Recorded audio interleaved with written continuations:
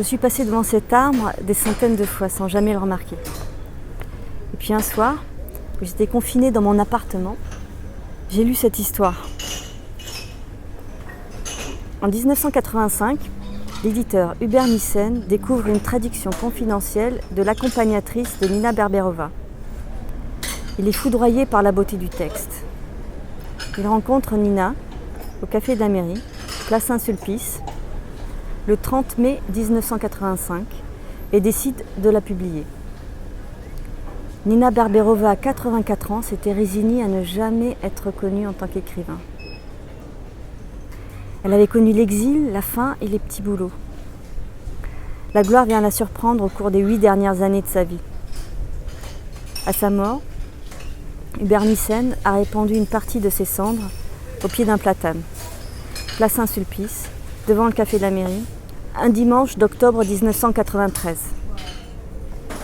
Quel platane ? On ne saura jamais, mais moi j'ai ma petite idée. Tout au long de ce printemps 2020, le livre de Nina Berberova, C'est moi qui souligne, a été une bouée à laquelle me raccrocher. Un de ces livres qui vous accompagne toute votre vie.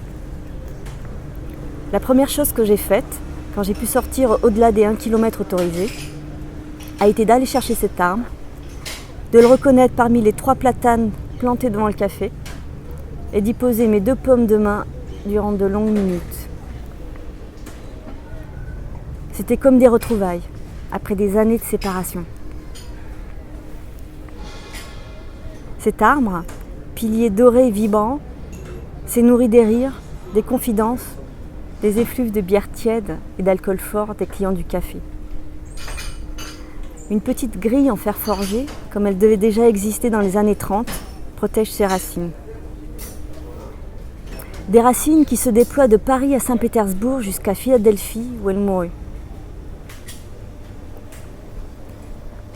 J'ai vu, je vois, je verrai l'arbre fantôme de Nina Berberova devant le Café de la Mairie, place Saint-Sulpice.